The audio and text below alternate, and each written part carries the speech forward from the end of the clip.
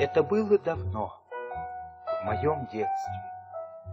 На моей родине, в городе Никее, жил человек, которого все звали Маленький Мук. В то время Маленький Мук был уже стариком, но ростом оставался с 3-летнего ребенка. Я и мои товарищи не видали карлика смешнее. На крошечном, тощем тельце торчала огромная, будто гигантский арбуз голова. Жил Маленький Мук в большом старом доме совсем один и выходил на улицу только раз в месяц, 1 числа. Мы, злые мальчишки, ждали этого дня. Я до сих пор не могу забыть, как он появлялся и как мы его жестоко обижали. Особенно хорошо помню тот день, когда мне досталась замука от отца, и когда я все узнал про него. Маленький Мук! Маленький Мук! Эй, карлик, посмотри на нас! Так он тебе и посмотрел. Ему надо себе под ноги смотреть, а то он споткнется. Еще бы в таких туфлях. Мук, зачем тебе такие туфли? Да у него, наверное, ни рук, ни ног нет, одна голова идет. Эй, Мук, где ты взял такой длинный кинжал? Ты же его еле тащишь. Маленький Мук не удостаивал нас даже взглядом и медленно шел по улице, шлепая туфлями. Туфли у него были огромные, таких никто никогда раньше не видел. А давай доймем его. Давай! Карлик Мук, карлик Мук, у тебя ни ног, ни рук, у тебя ни ног, ни рук. Ах, смешной ты, карлик Мук! Крошка Мук, крошка Мук, оглянись скорей вокруг, оглянись скорей вокруг и поймай нас, крошка Мук! Но Мук не оглядывался, и это нас разжигало еще больше. Я схватил его за полу халата и даже нарочно наступил ему на туфлю, так что бедняга упал. Но у меня вмиг пропала охота смеяться, когда я увидел, что Маленький Мук, с трудом поднявшись, идет прямо к нашему дому. Вот, доигрался! А теперь тебе влетит от отца. Я пошел. Мук долго не выходил из нашего дома. Наконец дверь открылась, и я увидел, как отец, почтительно поддерживая карлика под руку, проводил его до порога и низко поклонился ему на прощанье. Я боялся войти в дом, но скоро голод взял свое, и я переступил порог, не смея поднять головы. В тот день отец задал мне хорошую трепку, а потом рассказал мне историю Маленького Мука, которую я запомнил слово в слово и которую теперь готов пересказать вам. Слушайте. Отец Мука был человек небогатый, но это полбеды. Он был еще недобрый. Он очень не любил своего сына за то, что тот был карлик. Неизвестно, как бы сложилась жизнь Мука, если бы отец еще жил долго. Но как-то раз отец упал на улице, сильно ушибся, немного поболел и умер. Маленький Мук остался один, без гроша денег. А кому нужен бедный сирота? И злая тетка, сестра отца, решила прогнать его из дому. Иди куда хочешь, я тебя кормить не буду. Вы меня гоните. Ну что ж, я пойду гулять по свету. Иди, иди, нечего тебе тут делать. Хорошо, я уйду. Только дайте мне на дорогу отцовское платье и челму. Да ты что? Ты же карлик, они же тебе велики. Впрочем, бери. На, бери, только убирайся поскорей.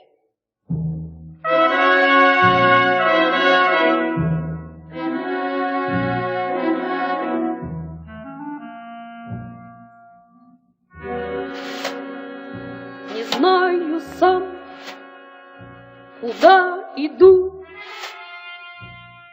не знаю, куда приду.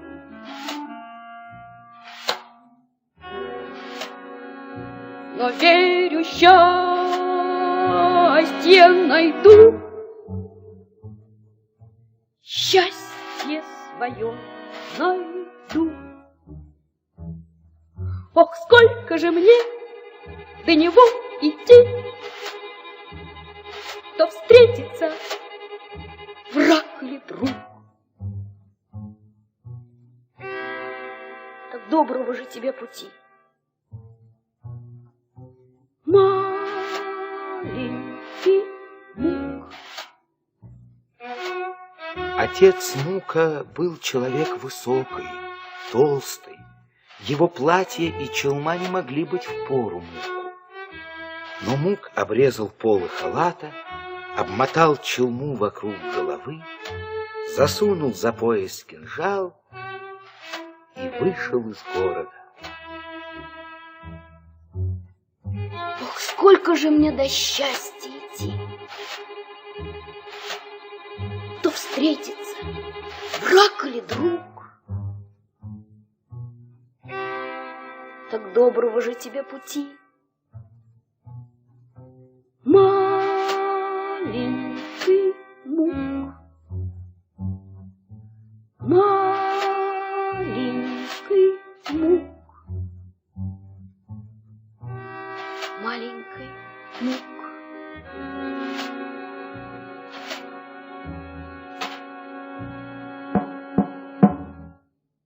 Мук шел 2 дня по пыльной пустой дороге, и все это время ничего не ел и не пил.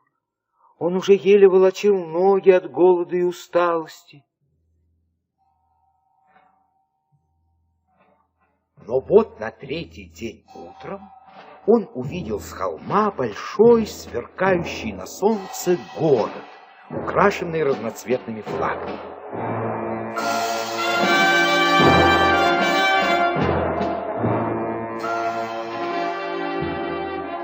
Скоро Мук вошел в него и смешался с шумной толпой. В этом городе были очень красивые дома и дворцы, а улицы полны народа. Но Мук никого здесь не знал, и ни одна дверь не открылась перед ним. А есть ему очень хотелось. И вдруг в одном из домов распахнулось на 2-м этаже окно, и в нем показалась старушка. Сюда, сюда, готова еда, и стол накрыт, и суп кипит, и кто войдет, тот будет сыт. И сейчас же двери дома отворились, и туда стали входить собаки и кошки. Много-много кошек и собак. А что будет, если и я войду?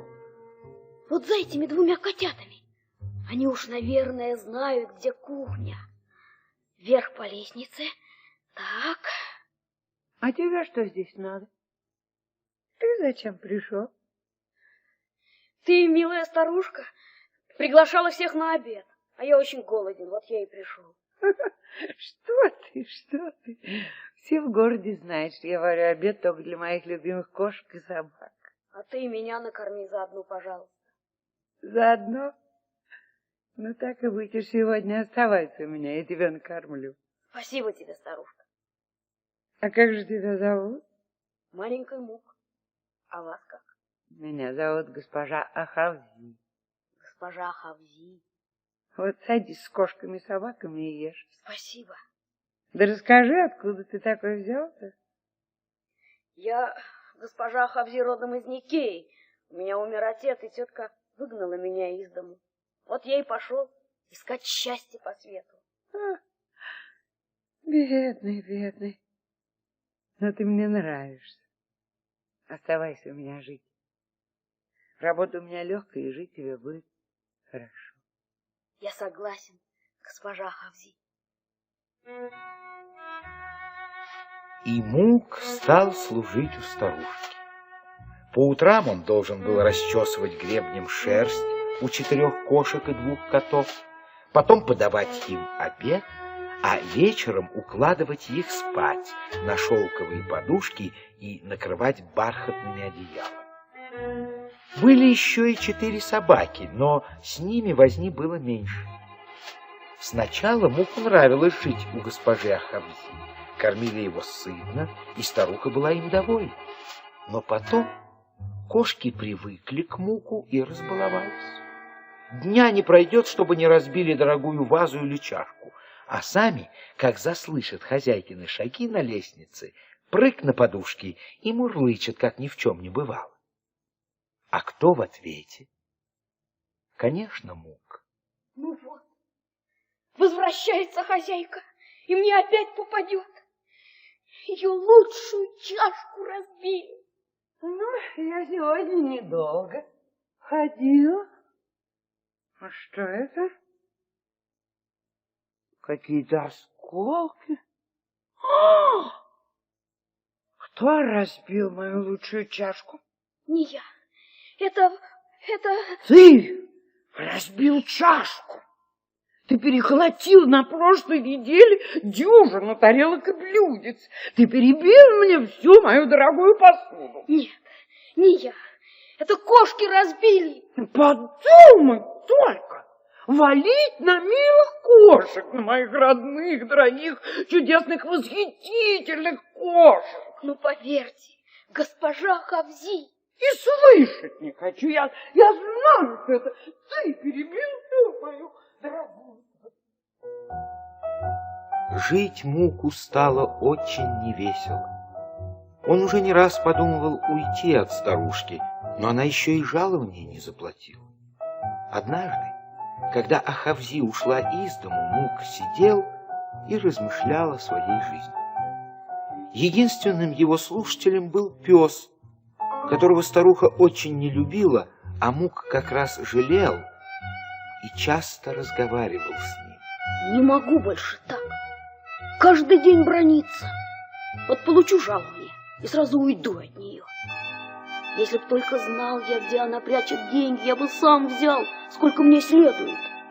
Ну что ты, добрый пес, на меня так смотришь? Разве справедливо каждый день обижать человека, еще не платить ему за службу? Вот, ты со мной согласен.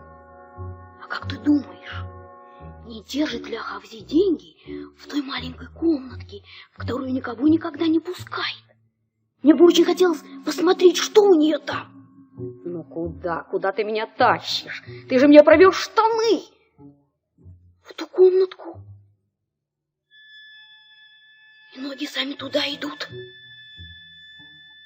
Толкну дверь. Сама отворилась. Да тут какие-то старые платья и вазы.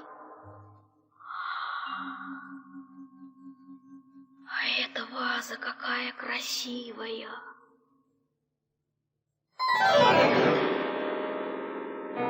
Разбил крышку. Надо бежать. Но только что же взять за службу? Какие огромные туфли. Возьму их. И ничего, что они такие большие. Я их буду носить, и все увидят, что я уже не ребенок. Так, надел. Прощай, добрый пес. И Мук пустился бежать без оглядки. Скоро он выбежал из города и тут решил немного отдохнуть. Какое там? Ноги сами несли его и не желали останавливаться. Он бежал, словно ветер. И тогда Мук понял, что все дело в его туфлях, что туфли-то необыкновенные. Стойте, туфли, стойте! Я не могу больше бежать! Туфли остановились, и Мук, задыхаясь, упал на землю. Он так устал бороться с туфлями, что сразу заснул и проспал до утра. Ой, долго же я спал. Что же я видел во сне? Туфли. Да, свои туфли. Они еще мне говорили: маленький Мук, если ты 3 раза повернешься на каблуках, то сможешь полететь куда угодно. Вот бы перенестись в самый большой город и попасть во дворец к королю. Я бы нанялся к нему в скороходы. Проверю сейчас, правду ли они мне сказали. 1, 2, 3.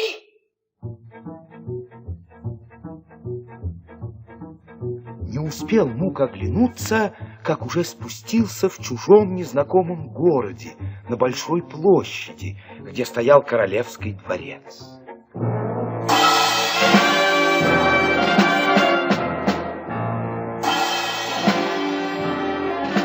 Он очутился у дверей тронного зала как раз в тот момент, когда в зале восседал сам король со своей свитой и любимыми дочками принцессы.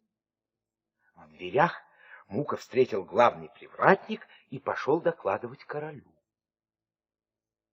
Ваше Величество, там какой-то карлик просит, чтобы вы его приняли.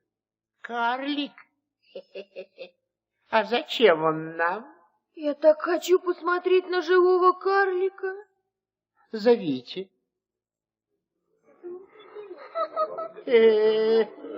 Правда, очень смешной уродец. Что тебе угодно? О, король, я хочу быть королевским скороходом. Возьмите меня на службу. Назови нам свое имя, карлик. Мое имя Маленький Мук. Ты что, с ума сошел, Маленький Мук? У тебя ножки тоненькие, как палочки, а ты хочешь поступить в скороходы? Ты, верно, и бегать-то не умеешь. А вы меня испытайте. Посмотрите, как я бегаю. Папа, давай устроим состязание. Это, наверное, так смешно, на перегонке с твоим лучшим скороходом. Ну ладно, я прикажу тебя накормить, поешь и отдохни, а вечером мы тебя испытаем.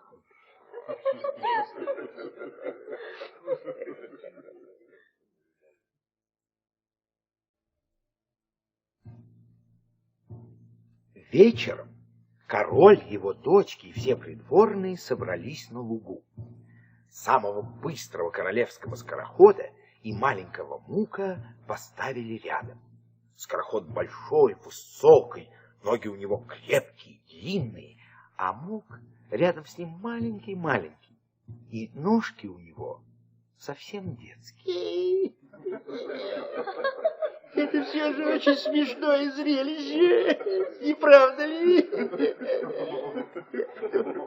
Начнем, пожалуй. Я махну платочком, и пусть бегут. Да, и пусть бегут.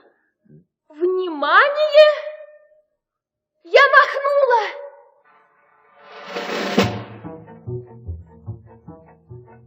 Смотрите, маленький Мук уже у цели, а мой скороход еще до середины не добежал. Ай да маленький Мук! Вот так молодец!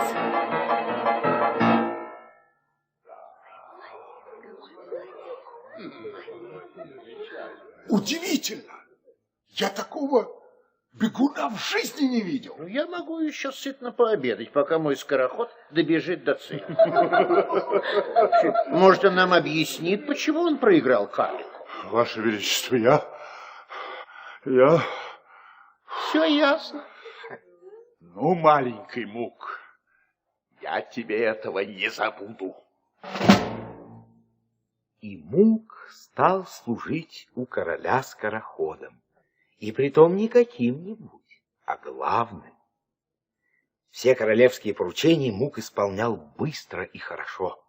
Пошлет его король в такой город, куда и в 3 дня не дойдешь, а Мук через час уже обратно возвращается.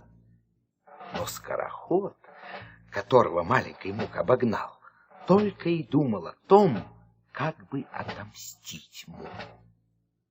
Он день и ночь следил за ним и однажды увидел, как Мук повернулся 3 раза на каблуках и полетел.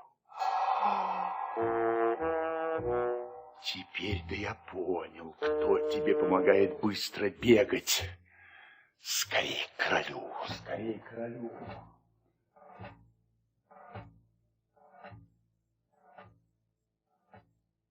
Король, у себя? У себя. Его Величество нужен мне по срочному делу. Входи. Ну, зачем пожаловал мой бывший лучший скороход? Знаешь ли, король, почему Мук так быстро бегает? Нет, не знаю. Туфли у него волшебные. Ну да. Ладно. Надо будет проверить, правду ли ты говоришь. Ступай. Ночью, когда Мук крепко спал, а его туфли покоились около кровати, королевские слуги тихо вошли к нему в комнату, взяли его туфли, а на их место поставили другие, точно такие же по виду, только обыкновенные. Утром король спрятал волшебные туфли в свою сокровищницу и позвал Мука. Здравствуй, здравствуй, маленький Мук. Здравствуйте, Ваше Величество. Вот какое тебе поручение. Беги в соседний город, отнеси это письмо моей сестре и принеси от нее ответ. Хорошо, я все сделаю. Бегу, Ваше Величество. Но только Мук сделал 2 шага, как споткнулся и упал. Он поднялся, опять побежал и начал задыхаться, устал. Понял тут Мук, что туфли ему подменили, и горько заплакал. Наконец-то я разгадал твою тайну, карлик. Маленькая, как бегал. Ты обманщик? Вот ты кто. Уходи прочь из моего города. А то вздумал дурачить и кого? Самого короля.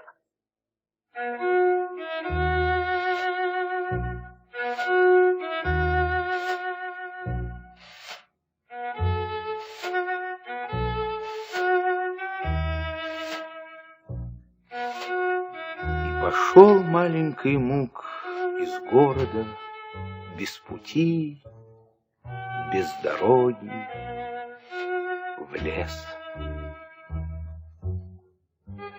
Ох, сколько же мне до счастья идти! То встретиться, рапнут руку. Вперед, только вперед иди. Маленький Мук, маленький Мук,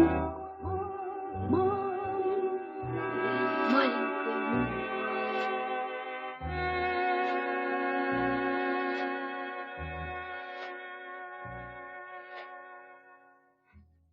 Мук устал и присел у лесного ручейка отдохнуть. А над ручейком рос ореховый куст, весь усыпанный большими зрелыми орехами. Мук рвал их и ел. Орехи были сладкие, и скоро ему захотелось пить. Мук наклонился к воде и увидел в ней свое отражение.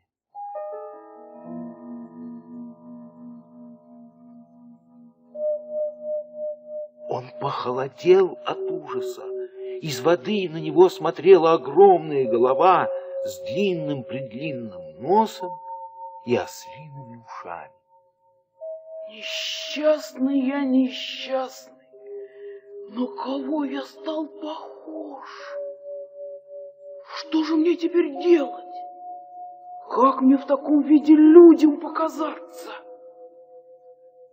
И лес странный какой-то. Я иду по нему, а как будто меня ведет кто-то. Вон еще ореховый куст.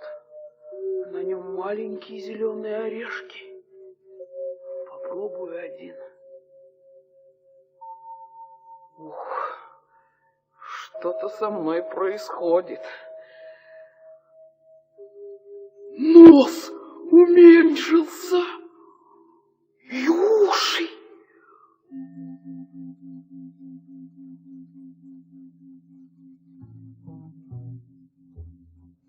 Вон оно что!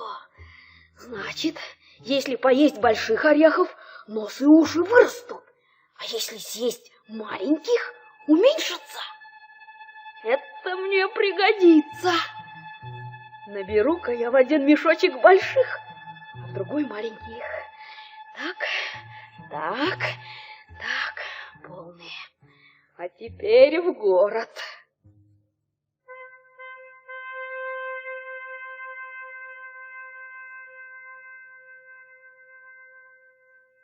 Мук пришел в город и сразу отправился в лавку, где продавались платья. Он купил себе новое платье, переоделся в него и с мешочком больших орехов сел на площади у дворца среди торговцев овощами и фруктами. Скоро к нему подошел главный повар. — А что это у тебя? Орехи? Такие большие? Да, и очень сладкие. Это подходящее лакомство для короля. Сколько ты хочешь за весь мешок? Недорого. Я здешних цен не знаю, да и орехов ни у кого, по-моему, нет. Ну, я беру. Мук продал мешочек больших орехов и пошел гулять по городу. А во дворце в это время заканчивался обед. Ну, а что у нас сегодня на сладкое? А почему не подают? Сию минуту, Ваше Величество, сию минуту. Сегодня на сладкое орехи. Вы таких больших в жизни не ели. Попробуем. Скорей подавайте. Я очень люблю орехи. Несу! Главный привратник, и ты один можешь взять, раз уж стоит здесь. Спасибо. Ну-ка. Они и вправду очень сладкие. Папа!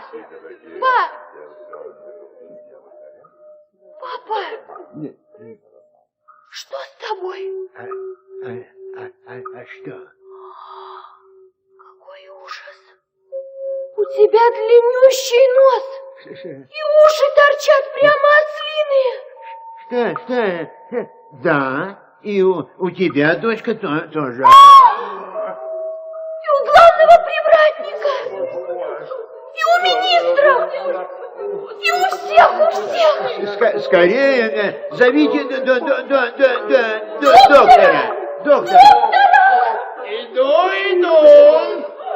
Что случилось? Минуточку. Дайте пощупаю ваш нос. Теперь уши. Твердые, очень твердые. Не могу вас ничем обрадовать. Конечно, я сейчас попробую приложить компрессы, но боюсь, что это теперь у вас навсегда. Папа, ты слышишь, что он говорит? Это твой лучший доктор. Милая принцесса, я могу только предложить на пробу отрезать кому-нибудь из вас уши и нос. Режьте главному привратнику, он к вам ближе стоит. Сию минуту. Нет, опять отрастают. Ваше Величество, медицина здесь бессильна.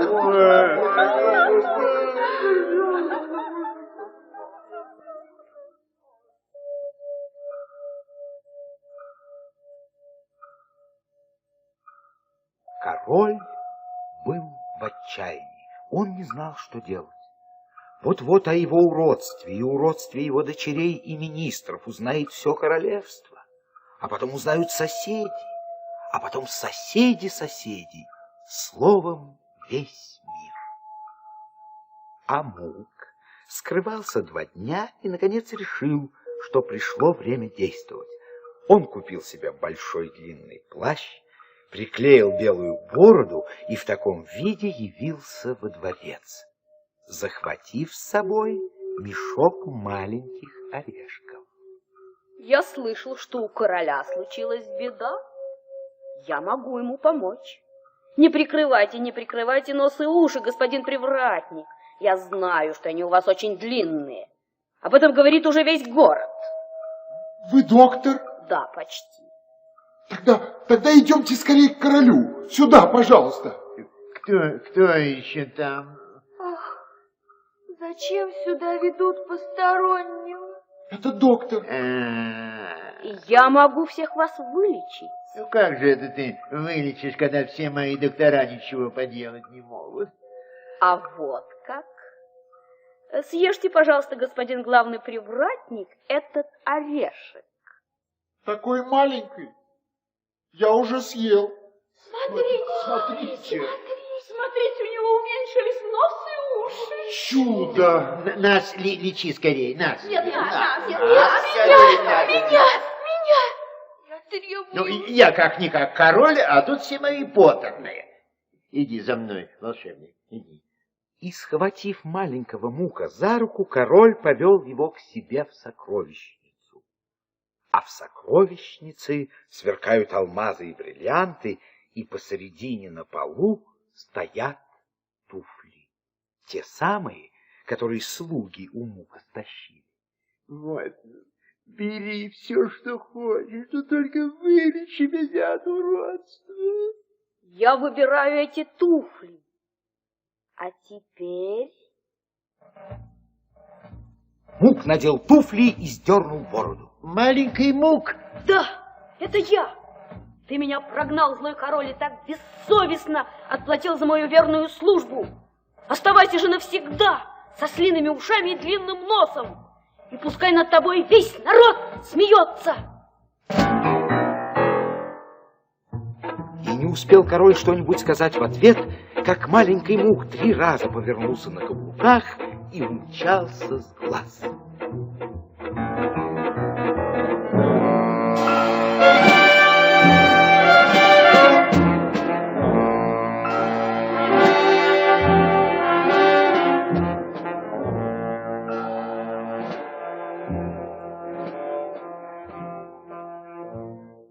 А король остался с носом, и дочки его остались с носом, и все министры его остались с носом и длинными ослиными ушами. А Мук возвратился домой в родную Никею. Вот и вся история. Видишь, закончил отец свой рассказ, сколько перенес маленький Мук и какие испытания выпали на его долю. Его нужно уважать, хоть с виду он и смешной. Я ловил каждое слово отца и на другой день пересказал приключения Мука мальчишкам. С тех пор никто из нас больше не смеялся над карликом. Встречая его на улице, мы низко кланялись ему, и он тоже отвечал нам коротким, но учтивым поклоном.